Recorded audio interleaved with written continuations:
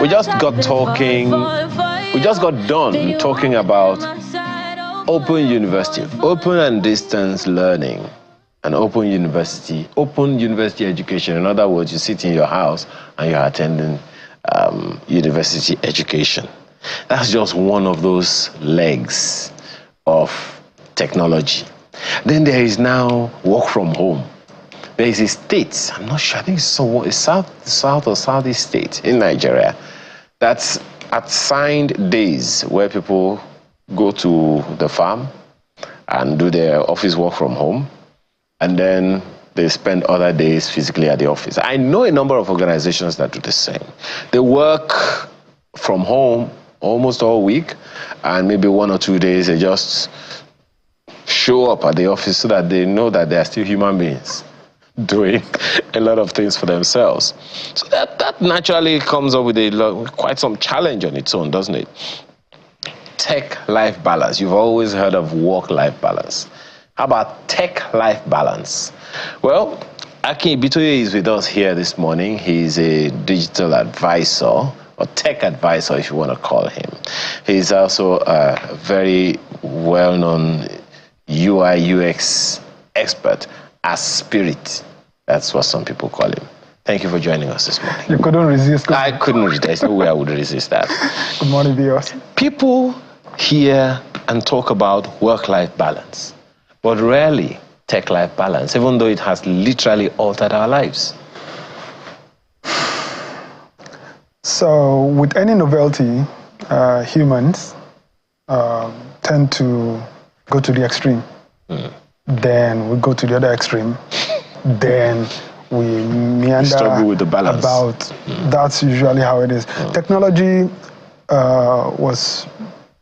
is supposed to enhance our lives, help us do things better, exponentially increase our output and services, so to speak. But we rely on it too much, then lose ourselves. Most times we lose our health, we lose the ability to actually create, because we more or less offload all those abilities to technology. So finding the balance is non-negotiable. Now, perhaps a good way to even look at that is whether or not people actually understand the injury that comes from overusing technology. I read some years ago that too much screen time dulls the brain. That was a little scary. But how do you now balance that with the fact that almost everything you do in the global urban life now is through the screens? A small screen. Not to be fatalistic, but when you take a walk, your eyes focus on different objects, far and near, so you get to exercise your iris in your eyes. But when you are focused on a small screen, laptop, tablet, phone, even smartwatch, and any of these Internet of Things screens, you do not get to exercise your eyes. After some time, you feel strain. When we are on our phones, we usually bend our necks. After a long time, you notice, I have neck pain. Yes, that's one. And we get more sedentary now with technology. We are always in one spot. Either you're working from home, which is why this the tech health technology industry is booming now, because now you have smartwatches that remind you to get up every 30 minutes. Get up because you've been seated for too long, and your back, your legs, you just need your blood pumping so that your brain, too much tech does your brain. When too much screen time, you know, when you are sedentary, your heart rate is just normal. And your brain needs a lot of oxygen. So the more your blood pumps, your heart pumps blood faster, the more your brain gets oxygen. So it's actually counterproductive for us. So getting the balance is, yes, you have screen time, but unless you have dedicated time or time slots for technology, then you actually live like a human being. Because really, most people hide behind the screen and wreak all sorts of havoc. But when you come to real life, Oh yeah, so now I need to eat. Until they find a way where you can get fed digitally. Oh, how is that going to happen? Oh, it can. Oh, it can. You can be fed. We have microchips under the skins now. People have heart devices in their heart to help them prevent heart attacks. So just a matter of time before we get fed digitally, but we'll wait until then. Sci-fi. Would you eat digital food? We were saying then that would you print digital babies, but yeah, now they can print cells, human cells, but technology is going faster. Don't bust our brains yet. It's going faster. I mean, you mentioned the crucial nature of tech-life balance, and as important as that is, a good number of people may not even be giving it the kind of attention that it deserves, because it has a crucial effect on our mental health, on our productivity, and overall well-being. So, what are the strategies that you would suggest? First of all, you need to have time where you unplug, and I mean that in every sense of the word, unplug. When you spend a lot of time online, for example, social media, and you make a post, you are tempted to check how many people like. Are you viral? Are the opinions positive? Are they negative? Do people like me? Do people hate me? Are people dissing me? All of those. A couple of people have actually committed suicide because they trended for the wrong reasons online. This is real. So unless we have meaningful relationships, meaningful connections offline, people that you can actually talk to, flesh and blood, that you can talk to, hear their voice. Yeah, psychologists have said that we need human interactions, as in people need hugs to feel, oh, I am loved, okay, somebody has my back. But most of the people online, you can have 1 million followers and not have a single friend among them. Yeah, technology makes it possible. In the early days, late 2010s, once you have 5,000 friends on Facebook, you feel like an important person. How many of them do you know? You just click accept, accept, accept. So having meaningful relationships offline and having time that you actually disconnect. The world will not come to an end if you do not check Twitter, X, if you do not check Facebook. No, once we have tunnel vision, we're like, oh, my to-do list for today. When you wake up in the morning and the first thing you check is Instagram, you have a problem. I make bold to say that. Before technology became this proliferated, we lived. Before there were mobile phones, we lived. You wake up, either you read, if you're religious, you pray. If you don't, you just go about your business. Then when you get to work or to school or to wherever you're going, you meet people. But now, you want to know what the latest trend is before you get out of bed. Oh no, don't start your day like that. So to be emotionally fit, to be happy, to have your sense of well-being, should be on your own terms, not on other people's terms. And if they hail you today, they will drag you tomorrow. Okay, that's one. How about, because, I've heard all kinds of people, CEOs, pastors, whoever, say that you just want to check something quickly. And before you know what is happening, 30 minutes is gone. Oh. Okay. So are there tools that you can use to set these boundaries? Maybe that you can say, okay, you know what, I'm done at this time. Okay. Technology, like I mentioned earlier, seeks to aid or improve or help us. If you don't want to be helped, no technology can help you. So yes, there are apps, there are screen guards, there are security guards put in place by the manufacturers of the phones. Hardware and software manufacturers help you to set screen time, that once it's so time, your screen will lock. Yes, you can unlock it, but then you know that you chose to spend more than that. And of course, So wait a minute. There are in the devices we have, yes, you can actually create a time when your screen locks.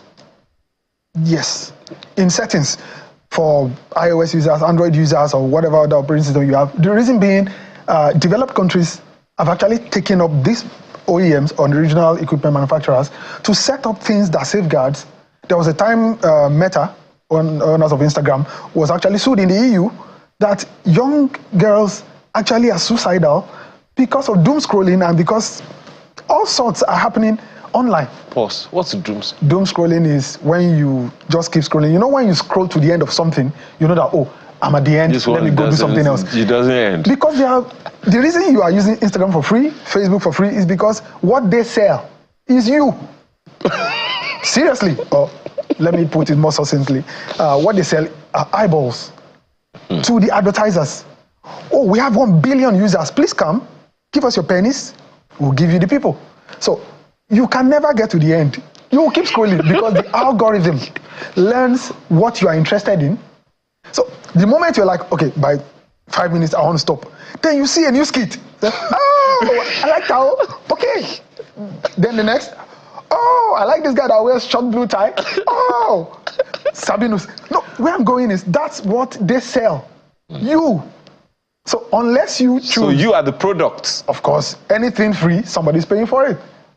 Yes. So whatever you search on Google, somebody has put it there. But I make bold to say there are some things Google will not find. You know why? What it cannot find? Something that is in my mind that I have not put out yet. Seriously.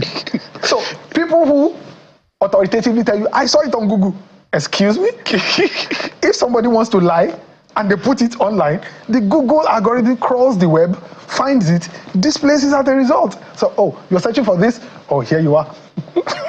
But that is the truth or a lie. Seriously. Okay. So in the coming days, you have to, show us some of these things. How people can. It will be my pleasure. How about? Because you talked about people meeting real people, online and all of that. Perhaps one of the challenges we have is being mindful of the use of technology. Because just as you said, it can be very, very tempting. Yeah, it can be very tempting. Even things that you don't want to see, someone sent you a link, you just checked that link, and then you closed it. Next time, it's links like that are coming in your timeline. They don't build multi-billion-dollar businesses by giving it or leaving it up to chance. They have full-time psychologists, psychiatrists, and behavioral scientists who know what people want, how they behave. But they don't leave it up to chance. They actually have you studied. They have you down to a T. Just search for tie on Google or on any of these e-commerce platforms. For the next 2 weeks, you are done for. Different types of tie, not just on your laptop. That's where it gets creepy. Not just on your laptop, on your phones, on your tablets. It literally follows you anywhere. If you have a smart TV and you watch YouTube on it, be rest assured you see adverts for tie on your TV. Why? They track you. We are all being tracked. So what can you do, or what should you do? You need to use ad blockers if you don't want to be tracked. You don't want your activities tracked. Because if, peradventure, someone inadvertently searches for something private that I cannot say on air, it follows you everywhere. No, seriously. So we need to be more mindful about our devices, maybe sharing it or having people have unauthorized access to them. The way central bank is protected is different from the way. No, it's different from how a POS terminal or a POS operator is protected. Okay. How about you talked about people unplugging? Yes. There's also something you guys call digital detox. If you take if you take a week, 2 weeks, you take it in bits, because going cold turkey can actually be counterproductive. Cold turkey is you just unplug and you just disappear. You will feel withdrawal symptoms. No, seriously. So if you tell yourself, within this hour and this hour, I'm not touching my phone, you will realize that you will know that your mind will go there once in a while, like, what's going on? I'm missing the trend. But if you successfully do that, then you can extend it. So digital detox is, I'm going offline, except your business is online or is really dependent on you being online, in which case you should get an assistant, a virtual assistant at that. But if it depends on you alone, then you're really not free, because when you are sick or you are indisposed, means your business will still go down anyway. So what you need to do is to plan times to be offline. you will notice that you'll be happier. You don't have to join the latest trend or the latest, what's going on, who's the latest gist. When you're offline, you're like, okay, grab a book, physical book. No, seriously, we tell ourselves we want to read online, want to read your Bible, you want to read your Quran online, then you see the latest notification, say, okay, I'll pause. Let me quickly check. There's no quickly when it comes to digital, especially social media. Okay, how about now, the challenge, you talked about, your business being online and all of that. That balance of work and life is difficult, especially for mothers. You have to go there. Okay. Work from home has been a thing since time immemorial.